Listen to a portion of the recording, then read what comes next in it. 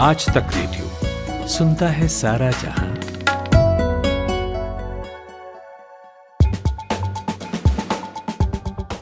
Selena Gomez, इनका नाम तो आपने सुना ही होगा। हॉलीवुड की जानी मानी एक्ट्रेस और सिंगर हैं और इंस्टाग्राम पर सबसे ज़्यादा फॉलोअर्स वाली सेलिब्रिटी भी।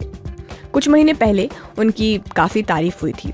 वजह थी कि गोमेज ने लूपस नाम की एक बीमारी की दवा लेने के बाद अपने शरीर में आए बदलाव के बारे में बात की थी।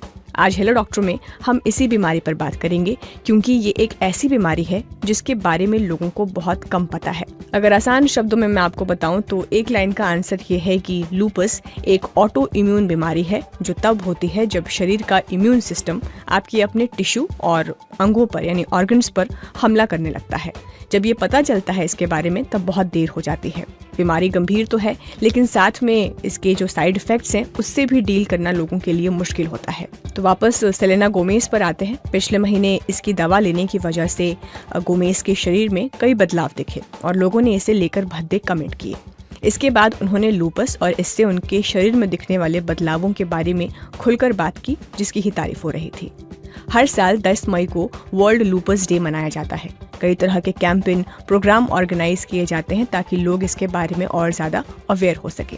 तो आज जानेंगे हेलो डॉक्टर में कि क्यों ये बीमारी बड़ी देर में समझ आती है, इसके लक्षण क्या होते हैं, किस तरह के कॉम्प्लिकेशन होते हैं, कौन इसके सबसे ज़्यादा रिस्क पर होता है। Hello doctor. नमस्कार, आप आज तक रेडियो पर सुन रहे हैं हेलो डॉक्टर। मेरा नाम है खुशबू कुमार। अमेरिका की लूपस फाउंडेशन का एक आंकड़ा ये बताता है कि पूरी दुनिया में करीब 50 लाख लोग लूपस के किसी न किसी टाइप से ग्रसित हैं। लूपस का टाइप यानी ये कई स्टेजेस में होता है, कई ऑर्गन्स को इफेक्ट करता है। अकेले अमेरिका की अगर हम बात करें तो अमेरिका में करीब 15 लाख लोग इस बीमारी का शिकार हैं। लूपस की पहचान करना कभी कभी मुश्किल भी हो जाता है। ऐसा इसलिए क्योंकि इस बीमारी के लक्षण दूसरी बीमारियों के जैसे ही लगते हैं। कई बार लोग इसके लक्षणों को आम समस्या समझने की गलती कर बैठते हैं। यही वजह है कि इसके इलाज में कई बार काफी देर हो जाती है। भारत में इस बीमारी की मौजूदगी हर 10 लाख लोगों में 30 के बीच होती है। ब्रिटेन की नेशनल हेल्थ सर्विस के मुताबिक पुरुषों के मुकाबले महिलाएं लूपस की सबसे ज्यादा शिकार होती हैं। आज इस पर बात करने के लिए हमारे साथ दिल्ली एम्स के रेमेटोलॉजी डिपार्टमेंट की एचओडी डॉक्टर उमा कुमार जुड़ गई हैं। डॉक्टर उमा को 2020 में साइंस एंड टेक्नोलॉजी कम्युनिकेशंस के लिए नेशनल अवार्ड भी मिल चुका है। तो स्वागत है डॉक्टर उमा। और हम आपसे हेलो डॉक्टर में शायद दूसरी बार है जब बातचीत कर रहे हैं, और जो हमने बीमारी पर बात करने का सोचा है लूपस, उसके बारे में मैं आपसे ये समझना चाहूँगी, क्योंकि ये ऐसी बीमारी है, ऐसे तो कई सारी बीमारी जिसके बारे में लोगों को नहीं पता होता है, पर जब मैं खुद इसके बारे में पढ़ रही थी तो मुझे इतनी जानकारी नहीं थी। तो मैं सोच सकती हूँ कि जो आम लोग होंगे उनके पास तो इसके बारे में जागरूकता कम ही होगी। तो अगर मैं आपसे एक लेमैन की भाषा में समझना चाहूँ कि ये जो लूपस बीमारी है उसको आसान भाषा में अगर आप समझा सकें, ये क्या है और इससे किस तरह की कॉम्प्लिकेशंस होती हैं। देखिए, ये आपने बिल्कुल ठीक कहा कि इस बीमारी के बारे में लोगों को बहुत जानकारी नहीं है, और अगर इसको जो क्लासिफाई करते हैं वो रेयर डिजीजेस में क्लासिफाई होती है ये इलनेस। उसके अपने अलग क्राइटेरिया होते हैं कि अगर पॉपुलेशन में 1000 लोगों में एक को बीमारी हो रही है तो क्या देते हैं रेयर डिजीज, जबकि अगर देखा जाए तो आमतौर पे समझने के लिए ये बहुत रेयर नहीं कहा जा सकता। और एम्स में तो being a tertiary care centre हमें हर ओपीडी में कम से कम मैं कहूँगी 25-30 पेशेंट्स आते ही आते हैं। तो कुल मिला के ये जो बीमारी है काफी सीरियस प्रॉब्लम है, और ये एक ऑटो इम्यून डिजीज है। ऑटो इम्यून डिजीजेस की काफी बात हो रही है आजकल, क्योंकि कोविड के बाद भी ऑटो इम्यून डिजीजेस होने का खतरा थोड़ा बढ़ा है, ऐसा नोटिस किया जा रहा है। तो ऑटो इम्यून डिजीजेस होते हैं जिसमें हमारे जो इम्यूनिटी है वो अपने बॉडी के अगेंस्ट ही एक्ट करना शुरू कर देती है। उसका काम क्या होता है कि जो फॉरेन इन्वेडर्स है, यानी कि जो बैक्टीरिया, वायरसेस, वो चीजें जो बॉडी को डैमेज कर सकती है उनको खत्म करे। लेकिन कुछ ऐसे बदलाव आते हैं किन्हीं कारणों से, जो कि एनवायरमेंटल फैक्टर्स हो सकते हैं, तो अपने ही सेल्स को डैमेज करना शुरू कर देती है। और ल्यूपस एक ऐसी बीमारी है और एक बहुत सीरियस प्रकार की ऑटो इम्यून रूमेटोलॉजिकल इलनेसेस है, जिसमें कि लोगों को बुखार आना, मुंह में छाले हो जाना बार बार, बालों का बहुत ज्यादा झड़ना, शरीर पे चकत्ते आ जाना, इसके अलावा बहुत ज्यादा फटीग होना, बिना वजह थकान होना, जोड़ों में दर्द होना, दर्द भी नहीं स्वेलिंग भी आ जाती है, तुम कहते हैं आर्थराइटिस हो जाती है। इसके अलावा जिस ऑर्गन पे असर आता है, चाहे वो किडनीज हो, लंग्स हो, ब्रेन हो, आंखें हो, उनके सिम्टम्स आने शुरू हो जाते हैं। अगर किसी को आई में प्रॉब्लम होगी तो होती है वैस्कुलाइटिस जो लूपस में हो जाती है, तो उसमें आंखों की रोशनी जाने का खतरा रहता है। और किडनी पे असर आता है तो किडनी फेलियर हो सकता है और हो सकता है बाद में जाके ट्रांसप्लांट की जरूरत पड़े अगर इलाज सही से नहीं किया गया तो कुल। और इसके साथ साथ इस बीमारी की वजह से और भी बीमारियां लग सकती हैं, क्योंकि जैसे हाइपरटेंशन है, डायबिटीज है, स्ट्रोक होने का खतरा बढ़ जाता है, हार्ट की परेशानियां तो बढ़ती ही बढ़ती हैं, लंग्स पे असर आ जाता है। तो समझने की जरूरत यह है कि इस बीमारी के बारे में अवेयरनेस इंक्रीज करने की जरूरत है।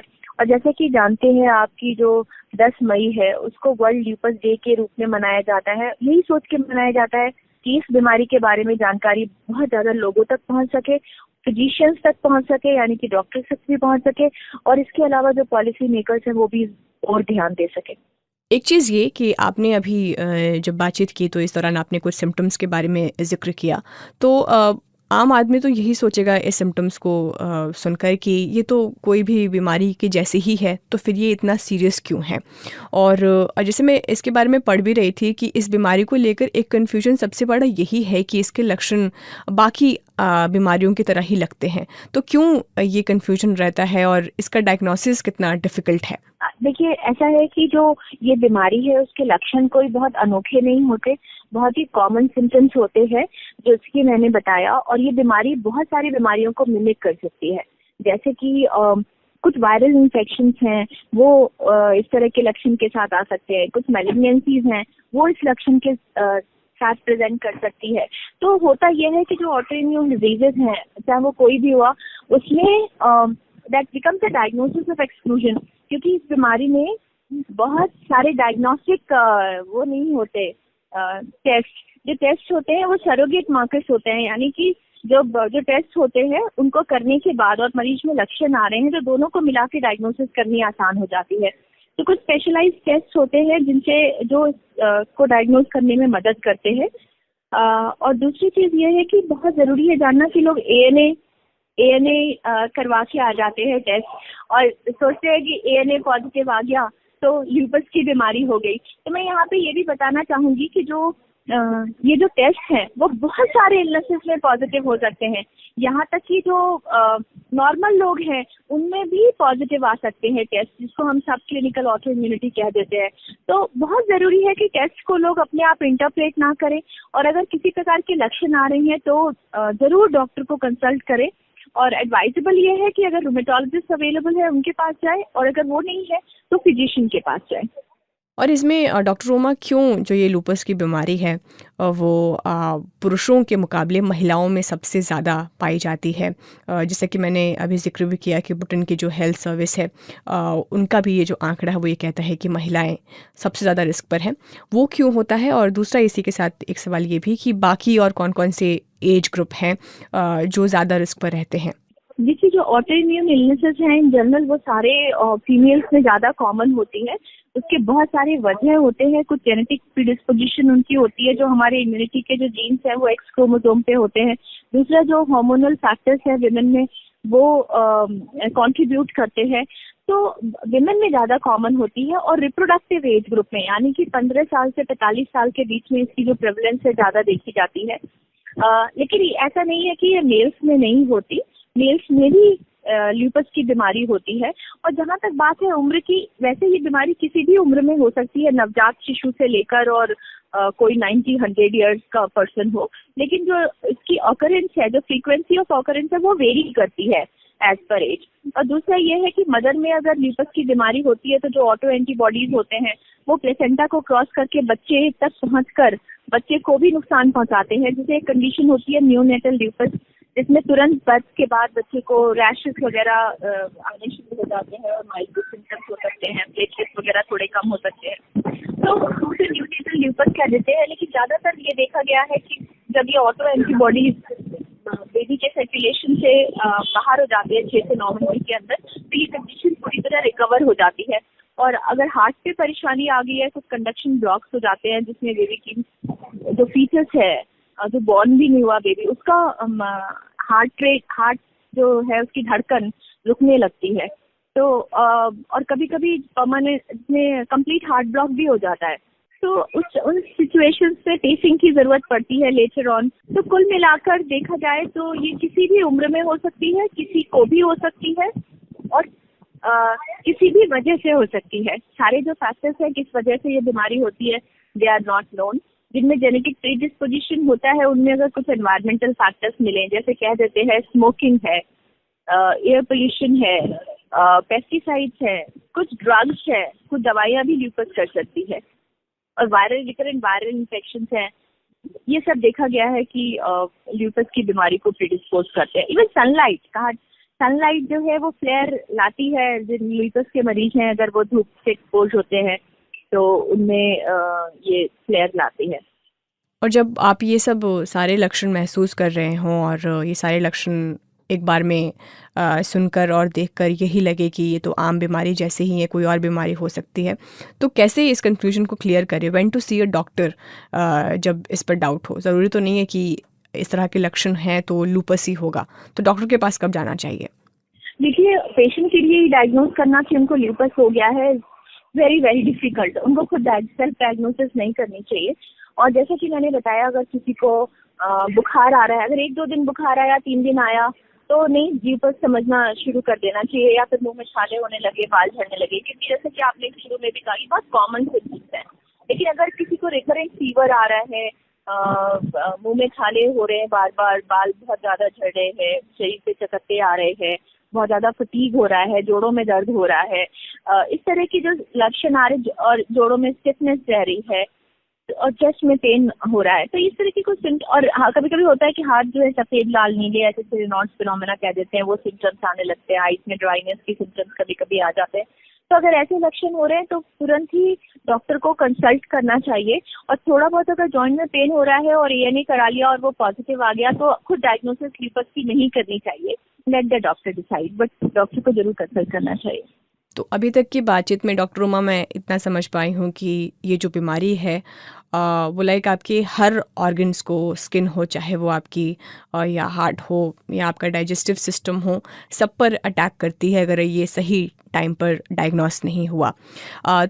तो मैं आपसे ये पूछना चाहती हूँ कि जो लोग इसके पेशेंट हैं, जो पीड़ित हैं इस बीमारी से, उनके लिए इस बीमारी के साथ रहना कितना चैलेंजिंग होता है? देखिए, कोई भी क्रॉनिक इलनेस है, जैसे डायबिटीज है, हाइपरटेंशन है या हार्ट डिजीज है, तो उन पेशेंट्स के लिए भी चैलेंजेस होते हैं बीमारी के साथ डील करने में। बहुत सारे फैक्टर्स रोल प्ले करते हैं। सिमिलरली ल्यूपस भी एक क्रॉनिक बीमारी है, और अगर इसका इलाज जो है वो सही समय पर जल्दी शुरू हो जाता है सही दवाइयों से, तो जो पेशेंट है वो नॉर्मल लाइफ लीड कर सकता है, कम्प्लीटली नॉर्मल लाइफ लीड कर सकता है। लेकिन अगर जहाँ डायग्नोसिस में डिले होता है, जहाँ ट्रीटमेंट में डिले होता है, वहाँ पर कुछ इरिवर्सिबल चेंजेस आ जाते हैं।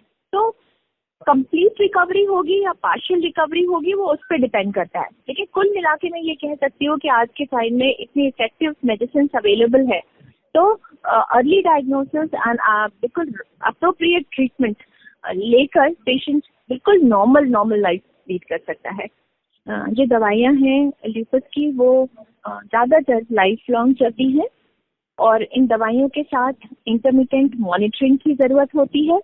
और वो मॉनिटरिंग एक तो क्लिनिकल होती है, जिसमें मरीज से लक्षण पूछे जाते हैं, दूसरे कुछ टेस्ट किए जाते हैं समय समय पर, ये देखने के लिए कि किसी ऑर्गन पर डिजीज का बहुत ज़्यादा असर तो नहीं आ रहा है। इसके अलावा जो ये मरीज है उनको सनस्क्रीन अप्लाई करने के लिए कहा जाता है, सन प्रोटेक्शन की सलाह दी जाती है कि धूप में जाएं तो आपने जो कम से कम एरिया बॉडी का सन एक्सपोज हो, और सनस्क्रीन यूज करें SPF 25 से ज़्यादा। तो और पेशेंट को ये बहुत ज़रूरी है समझना कि अगर उनको लग रहा है कि वो ठीक हो गए हैं, तो दवाइयाँ अपने आप बंद ना करें। Let doctor decide when the treatment is to be stopped. और दूसरा, स्टीरॉइड्स की ज़रूरत सारे पेशेंट्स में नहीं पड़ती, कुछ स्पेसिफिक सिचुएशंस में ज़रूरत पड़ती है। और कुछ मरीजों को कुछ महंगी दवाइयाँ होती हैं, बायोलॉजिक्स, उनकी ज़रूरत पड़ती है। तो कुल मिलाकर ये कह सकते हैं कि right choice of drug at right time helps patients to achieve remission or to lead a normal life. और एक्सरसाइजेस वगैरह और फैमिली लाइफ को कंटिन्यू कर सकते हैं। ऐसा नहीं है, कई बार होता है कि कोई किसी गर्ल को लूपस हो गया और फिर उसके मैरिज के टाइम पे बहुत सारे इश्यूज आते हैं, लोग सोचते हैं कि बीमारी है ये बच्चों में चली जाएगी और या दूसरे को हो जाएगी, छुआछूत की बीमारी मान लेते हैं क्योंकि उस पेशेंट के स्किन पे रैशेस वगैरह होते हैं। तो मैं ये कहना चाहूंगी कि ये बीमारी अनुवांशिक नहीं है, यानी कि हेरिडिटरी नहीं है। दूसरा ये कि एक इंसान से दूसरे इंसान में नहीं फैलती है और ये किसी को भी कभी भी हो सकती है बीमारी। तो इसलिए ज़रूरी है कि जो ऐसे पेशेंट्स हैं उनको इमोशनली सपोर्ट करें, सोशली सपोर्ट करें, जिससे कि उनमें पॉजिटिविटी आए और वो जल्दी जल्दी रिकवर कर सकें and they can lead a happy life. और जब ये लूपस डायग्नोस हो जाता है डॉक्टर रोमा, तो फिर लाइफ एक्सपेक्टेंसी पर कितना असर पड़ता है? क्या कहते हैं अब तक के जो आंकड़े हैं, जितने भी आपने पेशेंट्स देखे हैं और जितना कुछ पढ़ा लिखा है इसके ऊपर, उसके हिसाब से? देखिए, पहले कुछ डिकेड्स पहले ये देखा जाता था कि 5 इयर्स की जो लाइफ एक्सपेक्टेंसी थी वो इन मरीजों की, राइट, मतलब 5 इयर्स पे only 50% patients used to survive, but आज 10 इयर्स पे मोर देन 90% पेशेंट्स सर्वाइव। तो इसका मतलब ये है कि जैसे मैं बार बार कह रही हूँ कि अर्ली डायग्नोसिस, सही दवाइयों से इलाज, पेशेंट का डॉक्टर की सलाह मानना, ये सारे फैक्टर्स लेके एकदम नॉर्मल लाइफ एक्सपेक्टेंसी हो सकती है ऐसे मरीजों की। मतलब 10 इयर्स पे इट इज मोर देन 90%, जो कि बहुत अच्छा फिगर है। जी, और ये बातचीत मैं अब यहाँ पर ख़त्म कर रही हूँ डॉक्टर रोमा। अगर आप इसको समराइज़ करना चाहें, अपनी तरफ से कुछ और एडवाइस देना चाहें तो बेशक आप दे सकती हैं। जी, जो मैसेज जो कन्वे करनी है वो ये कि जब ये कुछ सिम्टम्स होते हैं तो डॉक्टर को, और दूसरा ये कि अपने आप टेस्ट ना करवाए। ANA का जो बात हम कर रहे थे वो भी मैंने कह दी कि कई बार वो प्रॉब्लम आती है कि जॉइंट में पेन हुआ, ANA करा के आ गए और फिर they self diagnose themselves as lupus. बहुत बहुत शुक्रिया डॉक्टर रोमा कुमार हमसे बातचीत करने के लिए इस टॉपिक पर। Okay, thank you. तो आज के हेलो डॉक्टर में फ़िलहाल इतना ही। आपने एक ऐसी बीमारी के बारे में जाना जो बहुत कम लोगों को पता है, लेकिन ये कई लोगों को प्रभावित करती है और इतना कि उनके साथ इस बीमारी के साथ रहना उनके लिए मुश्किल हो जाता है। बाकी अगर आपके आसपास में या के अपने परिवार में इस तरह के सिम्टम्स दिख रहे हैं, ज़रूरी नहीं है कि ये लूपस की बीमारी ही हो, लेकिन एक बार डॉक्टर से कंसल्ट करना, जैसा कि डॉक्टर उमा ने भी बताया, बहुत ज़रूरी है। तो आज के हेलो डॉक्टर में फ़िलहाल इतना ही। अब आपसे मुलाकात होगी अगले हफ्ते मंगलवार को। तब तक के लिए आप सुनते रहिए आज तक रेडियो। नमस्कार।